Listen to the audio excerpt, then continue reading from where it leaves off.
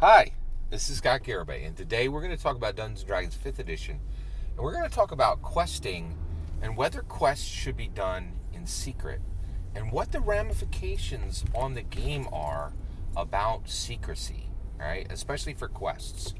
All right, so let's dive into this. I think there's a lot here. So we're talking about this today because of a film called Cry Macho. And I don't think I really have any spoilers for Cry Macho in this. It's going to be very general talk. So Cry Macho is a fantastic movie. It has Clint Eastwood in it, right? And it's a very classic Western. It's called a neo-Western, like a new Western. And it's really fascinating because what happens in this movie is that Clint Eastwood is quested, right? And so this movie, I think this is every Dungeon Master content. Every Dungeon Master should watch this, right? And the reason every Dungeon Master should watch this is it's classic questing and quest fulfillment, right? There's a quest giver. And then Clint Eastwood is the champion. He receives the quest, and he takes the quest. He decides to take the quest, right? And then he begins the quest, right? And in order to do the quest, he has to journey to where the quest is going to be done. And then he has to complete the quest. He has to complete the primary quest action, and then he has to return with the object of the quest to the quest giver, right? This is very, very classic, questing, right? And the reality is, one of the things, the reason why I think Cry Macho is every Dungeon Master content is you don't really understand questing until you see it incredibly clearly in a well-crafted story, right? But one of the things I thought I was really fascinated with was once Clint Eastwood, the champion, is quested, he begins the quest.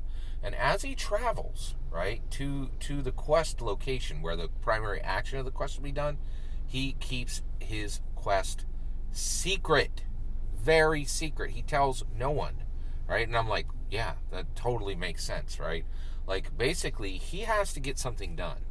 And he is traveling, and he's encountering people left and right. And everyone he says, I'm on a quest, and I'm going to do this thing, they immediately can begin to communicate his end goal forward or backwards or radiate it in proximity, right? And so all of this is happening, and you have this situation where you have, where basically once you see this film, you're like, oh, yeah, you shouldn't tell anybody you're on a quest, right? Because there's so many things that can go wrong with telling people that you're on a quest, right? Now, what's interesting is this is not what we do in Dungeons & Dragons, right? First of all, most people know that you're on a quest because you're an adventurer, right? And you got a wizard, you got a cleric, you got a rogue, and you got a fighter, right? And they are very, very clear what they are, right? Like, the rogue is like dressed all in black and is spinning a dagger on the tip of their finger, and your fighter can't hide nothing. They got a gigantic shield and a gigantic sword, right? And it's clear they ain't been reading a lot of books, right? But your wizard dude is she's scrawny and like wizened, right? And you're like, oh, that chick's a wizard, right? Like, and your cleric literally has a holy symbol on him, so like people are like, oh, what quest are you on, right? So it's really interesting because I think, so basically there's two things that are happening when we play Dungeons & Dragons, right? We are returning to medieval feudalism, right? There's no question. They literally said it there was like a nice article on the internet recently. A dude shared the design notes, the designer's Bible for like 3rd edition, and it was like, we're doing medieval feudalism here, right? Like, and we're throwing in magic, right? It was like Wizards of the Coast, like, flat out said it, right? Like, if you believe that, these were the design notes, which I think they were sold for a pretty good amount of money, and so I think they were pretty legit. That's just my opinion. So basically, and so we are doing a recreation of medieval feudalism, right? But we also abandon medieval feudalism when we need to make the game better, okay? So when do we do that? Well, one of the biggest ones was female player characters, right? There was a time in the game when they were like, hello, a person who would like to play a female player character, are you ready to have your fighter really suck?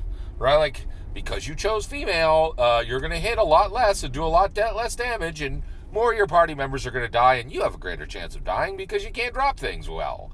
And that's because you're a female, right? It was terrible. It was absolutely terrible. Like, it wasn't good, right? Like, we're trying to invite everybody to the table, men and women, right? And so it was not wise to be like, thanks for choosing a female player character. You're going to suck a lot more now if you choose any kind of martial character options.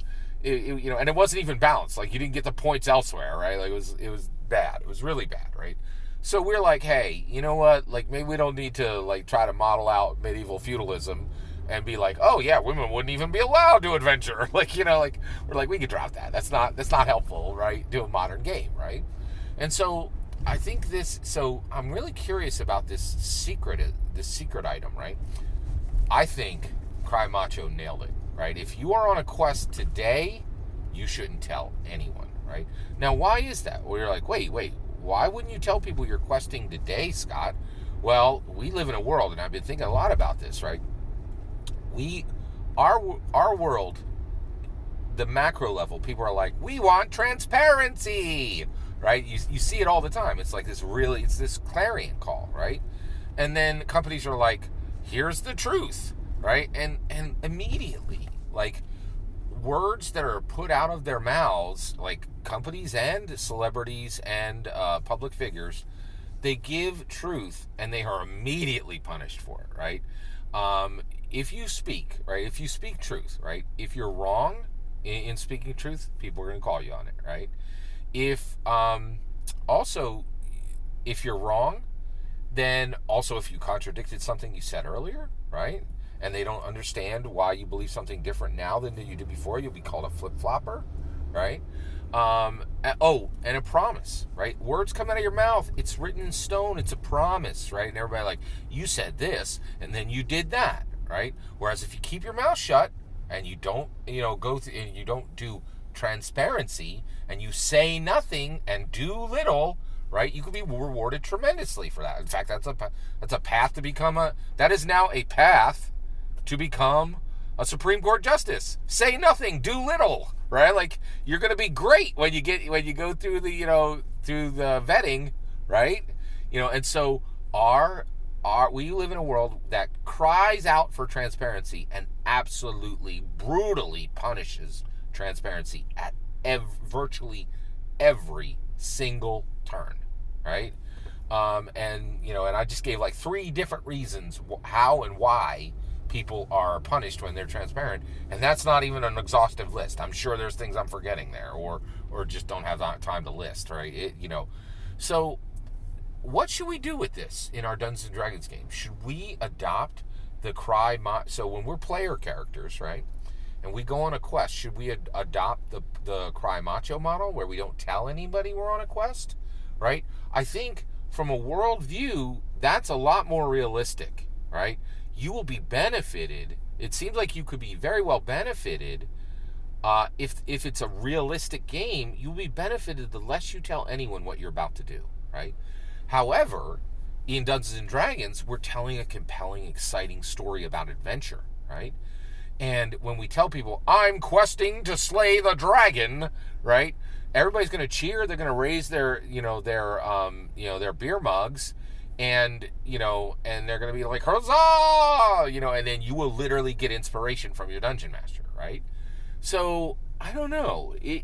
I'm really curious about this. How do we make this balance between changes in our real world that are very real, that we see now, and we say, we should model this in Dungeons and Dragons because this is realistic. And trust and believe when it comes to weapons, right? And when it comes to combat, everybody's real there for realism, right? Like there's so many things that are, people get all salt. Like, if you don't think I'm right, try switching the greatsword to D4 damage and the short sword to D12 damage and see what happens. People going to be upset, right? So people care about realism in the combat area, right? Are we going to bring this in so that exploration and interaction are matched toward more realism? Or are we going to say we're still trying to tell these dramatic stories about adventures, and we should and we should not model the secrecy that that is required in life today, right?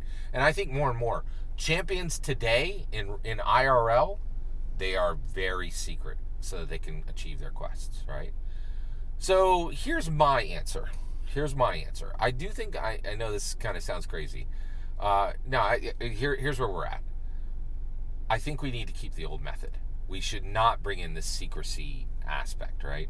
But, so what was the point? If we're just going to keep doing what we're doing, why even have discussed this, right?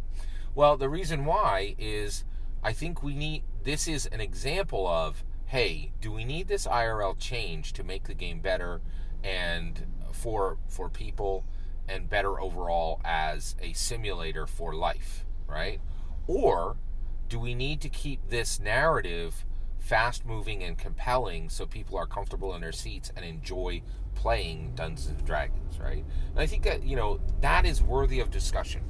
I think overall, it's important to understand.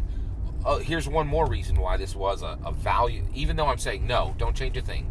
I am saying, no, don't change a thing. Don't bring this secrecy model of questing into your Dungeons and Dragons game. However, we don't just quest, right? I don't just quest in Dungeons and Dragons. I quest in real life. I got goals. I got things I want to achieve, right? And there, I do realize the value of secrecy, right? And I think nowadays, in our real world, champions cannot declare their intentions, right? They have to be much more careful about saying, I'm going to slay the dragon, right? Because this world absolutely does not reward transparency. All that's my opinion. What do you think? Do you think I'm wrong? Do you think the world does, at the macro level, reward transparency? Also, do you think we should bring in the secrecy quest model from Cry Macho, or should we keep the declared quest model of classic Dungeons & Dragons? I'd love to hear your thoughts. Let me know in the comments below. Please consider liking and subscribing, and have a wonderful, wonderful millennium.